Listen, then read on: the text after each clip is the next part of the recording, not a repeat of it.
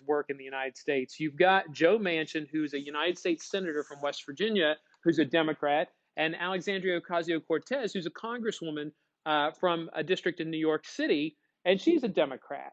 But they're radically different on various issues. Joe Manchin the other day kind of took a shot at her for saying a couple things. And in particular, and I mentioned this in the video yesterday, he said, I don't really know the young lady, which, first of all, is kind of a passive aggressive slight at her because you don't refer to a 31-year-old woman as a young lady. All right, that's a no-no. Okay. He said, I've never met her. I'm understanding she's not that active with her bills or in committee. She's more active on Twitter than anything else.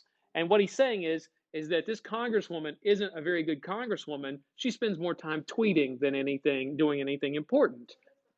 All right. Yes, I get that. But here's what she put in reply.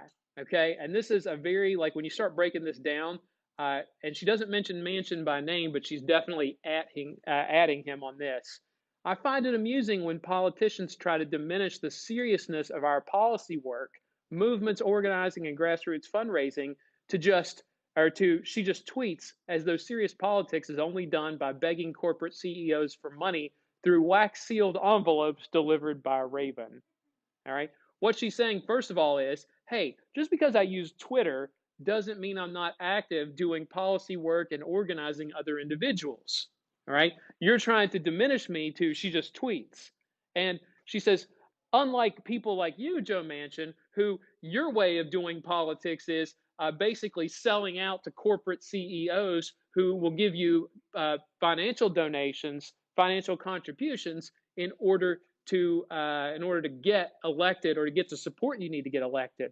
And most people wouldn't necessarily recognize this, but Joe Manchin's got a lot of support from fossil fuels industry and pharmaceuticals. It doesn't hurt either that his daughter is the CEO of a major pharmaceutical company in Pennsylvania. You guys know Mylan Pharmaceuticals or WVU, Milan Puskar Stadium. They donate a lot of money to the Morgantown area, and they have supported Joe Manchin as well. All right, and the reference here, wax sealed envelopes delivered by Raven. She's talking about, look, not everything is done the old way. All right, it's okay to step up and do some things a little bit differently than what you guys did it in the past. And so you have a serious divide here, okay, that illustrates the umbrella party. And if you look at the umbrellas on the board, like you look at AOC, Alexandria Ocasio-Cortez, she definitely represents that crowd that's more feminist. She's Hispanic. She's an environmentalist. You could even argue, too, that she's probably way more of a liberal Democrat than just about anybody. Whereas Joe Manchin is in a state like West Virginia, and even though he's a Democrat, they disagree on a lot of issues. Those umbrella parties basically are groups of people that say, we have just enough in common to work together. All right. And you definitely, and as Rydell put it over here, they still have beef. Okay. And Joe Manchin's older. He's a man. She's younger. She's a woman. She's more liberal. He's a little more moderate to conservative. There's definitely a divide within the party. Same thing's true of the Republican Party. There are some people that are so right wing and that will drink every bit of Kool-Aid that Trump provides them, whereas some of them are more middle of the road and they don't support Trump, but they're trying to not actively say it because they don't want to go against the party. And right now, what Manchin and Ocasio-Cortez, the problem they have is that now everybody gets to see that there's dissension in the Democratic Party. Okay? And so that's a really good illustration of how divided sometimes these political parties really are. They're not as united as what you might think. All right. Now, speaking of political parties, we want to talk to you about this. We want to remind you, first of all, just a brief recap. What is the fundamental goal or the main priority of a political party? Well, not everybody speak at once. To get people elected. That's the first priority. All right. And that's the difference between them and interest groups. Interest groups usually represent a very narrow segment of society, and they want to affect policy about one given area. Whereas a political party says, we want to affect policy too, but you can't do that, or at least we don't think you can do that without getting elected. All right. And we also mentioned that there's a lot of other things they do. They provide cues to voter. They help organize, recruit candidates, run candidates for various elections. provide campaign funding. All right. Ultimately, there's a lot that they do. And we were talking about the party structure. A lot of people think that it's a top down hierarchy like the Catholic Church, where Jesus tells the Pope what to do, and the Pope tells the cardinals, and the cardinals tell the bishops, and they just filter down to all the churches. It's not like this, though.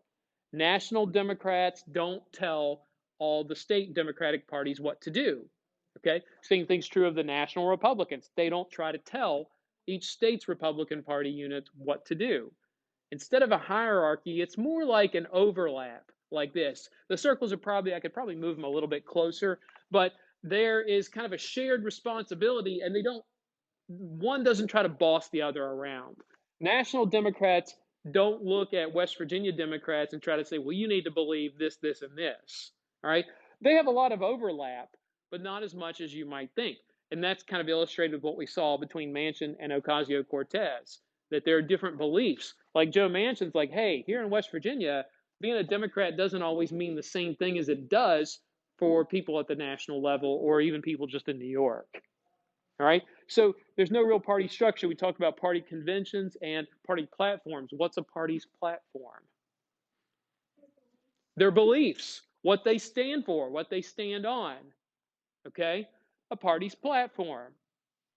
All right. We talked about conventions. There's a national party chairperson, and there's a committee that they plan different events and try to figure out strategy for what to do. At the state level, they have state conventions, and at the county level, it's also very active. If you want to get involved, there are the Cabell County Republicans and the Cabell County Democrats who would love to have your support and your help. And that's how a lot of people get started. I've had former students who run for office, and a couple of them have gotten elected, and they got their start just by volunteering with the county organization. And if you want to get involved, they would love to have you because young people have energy and they want to prove themselves. Older people are like, I'm tired of proving myself. All right. So ultimately, you want to do that. Now, the last thing we want to mention, party machines. Okay. Party machines. No, that does not describe Paul on the weekend. What? Not even a chuckle for that one? Oh, okay. That's a bummer. How do I have more of a social life? All right. Party machines. Party machines, remember, those are big city organizations that specifically run on loyalty, and they get things done locally, but oftentimes party machines are very corrupt. Like, for example, if I was in charge let's say I was in charge of the Huntington Democrats, okay, as if we were a big city. And when people come to me, I get them what they need because I want to secure votes. Like, let's say that Kennedy comes to me and she's like, Scalise, I just got laid off from my job. I really need this. I got to take care of my 7 kids at home, and I need a job. And I'm like, don't worry, Kennedy, let me make some calls. And then I call up a few people and I tell Moses, I'm like, hey, Moses, at the car lot, you'll need some help, right? And she's like, Scalise, I don't know about that. And I'm like, hey, you remember how we helped you out in the past? And we'll help you out again in the future too. And Moses is like, all right, we can get a job for them. All right. I use my connections to get favors for people. And then I remind Kennedy, who helped you out, you remember to vote Democrat. You know what I'm saying?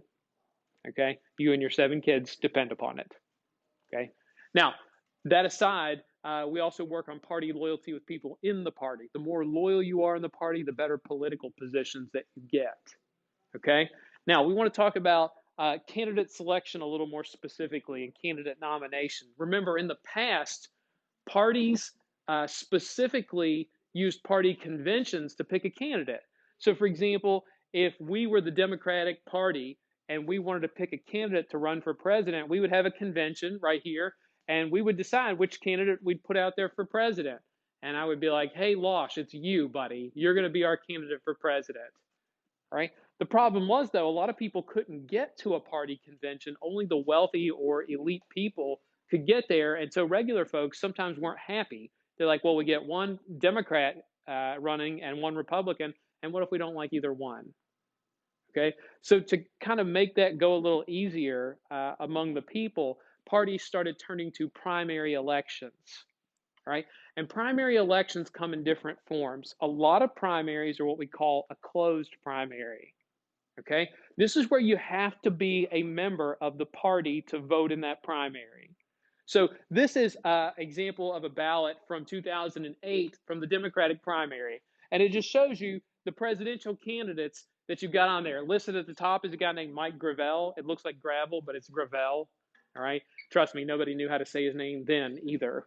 All right. And he wasn't very popular. John Edwards, fairly popular. Hillary, Joe Biden, Obama. Down here, Dennis Kucinich was a short little guy and he had a squeaky voice. And so, like, he didn't stand a chance. He had, like, hardly anybody supporting him. It's really sad. But he was real popular in Ohio. That's where his home state was. All right, now, that aside, Democrats would say, hey, if you're going to help us choose our nominee for president, we feel like you really should be a Democrat. Okay? We don't want Republicans or non party members voting in our primary. So, a lot of states use a closed primary, where if you want to vote in the Democratic primary, you got to be a Democrat. All right. Same thing with Republicans. They're like, hey, by what right do you have to choose our nominee for an office if you're not one of our party members? That would be like some student coming to me and say, Mr. Scalise, I really think this would help for your AP government class. And here's what you should do in there. And I'm like, oh, okay, you're not even part of my group. Why are you in here? I'd be like, you don't even go here. Now, anytime I get a chance to make a Mean Girls reference, I use it. All right. So this is what you get with a closed primary. Okay. Most states that use primary elections, they use a closed primary. Now, some states, however, will use what we call an open primary. All right. An open primary, you don't have to be a party member to vote in that primary. You simply get to pick. You don't have to be a party member in order to vote in that primary. That's fun.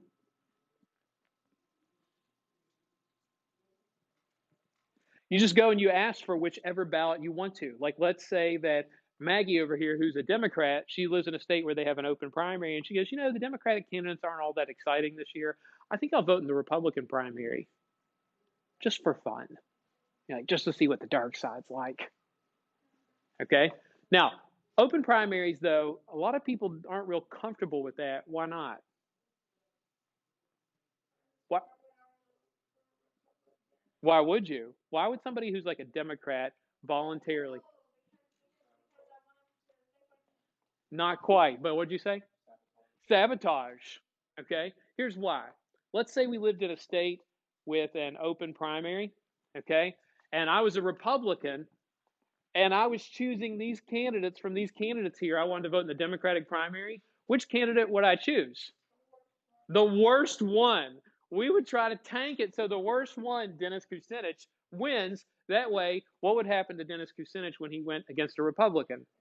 He'd lose. People worry, they're like, open primary is a little scary because you could potentially tank an election for somebody, right?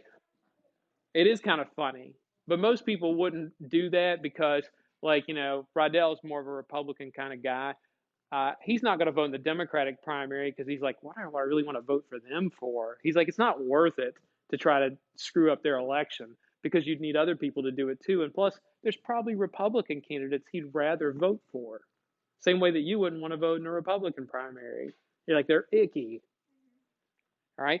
Now, some states have closed primaries, some have open primaries. West Virginia tweaks ours. Ours is mostly closed. The only change we made is that we made a change for independent voters. If you're independent, you get to choose which one you want, whether you want the Democratic or the Republican ballot. But if you're a party member, you have to vote in your party's primary. So if I'm registered as a Democrat, I got to take the Democratic ballot. And if I'm registered as a Republican, got to take the Republican ballot. All right. Now, there's also what we call blanket primaries, and not many states use this, but sometimes it gets really cold at the voting precinct and you need a blanket. That's not true. In a blanket primary, everybody gets the same ballot regardless of their party affiliation. They get the same ballot. Everybody looks at the same ballot. And here's an example of what one looks like. This is from 2008, the same year we saw a minute ago, and it shows you all the candidates for president in the Democratic and the Republican Party. And they did this for every office, not just president, but governor, like United States senator, or whatever other offices were on the ballot. And everybody gets the same thing. So no matter what your party affiliation is, if you're a Democrat, he's a Republican, you would get the same ballot. And you get to pick one candidate, okay, from either party that you want to cast your vote for. And then you do the same thing for governor, for senator, for your local state legislature. You get to pick one candidate. You could mix and match. Maybe you liked Obama a lot, but in the governor's race, you wanted to vote for a Republican. Let you kind of mix and match. Right? And you see that the Republican Party, they had a bunch of strange guys too back then. Rudy Giuliani, who, now he's not exactly the most well-liked person, even in the Republican Party. John McCain, the late John McCain, he and Fred Thompson are both dead now. That's so sad. Ron Paul's on death's door. Mitt Romney, still relatively popular. Duncan Hunter and Tom Tancredo, though, yeah, they're nobodies. Mike Huckabee does a lot of media stuff now, and he probably makes more money that way. All right. Now, primary elections are super interesting all around the country, and every state does their primary just a little different. But there are 13 states who don't use primary elections at all. 13 states, instead of that, use what are called caucuses. Okay? They use what are called caucuses. A caucus is like a very informal type of election. That's the best way to think of it. It's a very informal type of election. And here's how it would work. Let me go back and show you this right here. If we were having a caucus and we're just having it for the Democrats, okay, here's how the caucus would work. Everybody would show up to the voting precinct at the same day, and it's a big area, like high school gyms get used a lot, or areas like churches that have big open spaces. And here's what they would do. You got a list of candidates for president, okay? And a caucus is just a term meaning like a meeting, right? So what you do is you'd get there, like we all show up at the gym, and when we get there, we all get to talk to one another about the candidates. And we'd start with candidates for president, okay? And all the people, what they would do after everybody gets a chance to talk, and a lot of times places will put out food so you can snack while you chat with everybody. And we would talk about all the Democratic candidates, and then what we would do is you get to cast a vote. But you don't cast your vote in the same way that you normally do. You don't just go punch a ballot. In a caucus, you stand in a certain portion of the room based on who you want to vote for. So what they would do is they'd say, hey, if you're a fan of Mike Gravel, you go stand in that corner. And if you're a John Edwards voter, you stand in this section of the room. And then if you're a Hillary supporter, you go stand over there. And if you're Biden, you stand in that corner. And so literally everybody gets sectioned off into a part of the room. And what does everybody else get to see? How you voted, who votes for who. I'm like, oh my gosh, Riley, you're an Obama supporter? You're a Joe Biden supporter? I thought you were more liberal than that. All right. Now, it gets even better. That's not even the end of it. All right. What you do after you make this selection in the primary process, anybody who doesn't get at least 15% of the votes in the room, that candidate's votes are thrown out. So, like, let's say that in the whole room, let's say there's a room of 100 people, and out of that whole room, there's only 5 supporters for Mike Gravel. Those 5 votes for Gravel are not counted. They're kicked out. But those 5 people get to choose another group to go to. Ooh, that's fun. So you basically get a second vote. So let's say over here that Eowyn was a Gravel supporter. She's like, who do I like second best? I think I'll go stand in the Hillary corner. Not a Hillary fan, are you? No. All right, that's okay. We'll just pretend. All right. So literally you would do this. You'd have rounds of voting until anybody who's left, any of the candidates that are left, have at least 15% of the votes. And that's how they would count them. What do you think? Good way to do an election or not? What? Why not? Peer pressure could definitely happen there. What else is another bad thing about this system? People could get confused. Because are you saying the American people are dumb? Yeah. All right, fair enough. All right. What else? Oh, you could count them. You could count that. But that's one of the problems, too, is that do people oftentimes want you to know who they're voting for? No. It goes against the idea. We like the idea of a secret ballot. Plus, how much time do you think this takes? A lot of time. Imagine if you're doing this for multiple offices. Just doing it for president is hard enough. Right? Then on top of that, How about this? Let's switch gears a little bit. Why would this be a good thing? There is a good reason.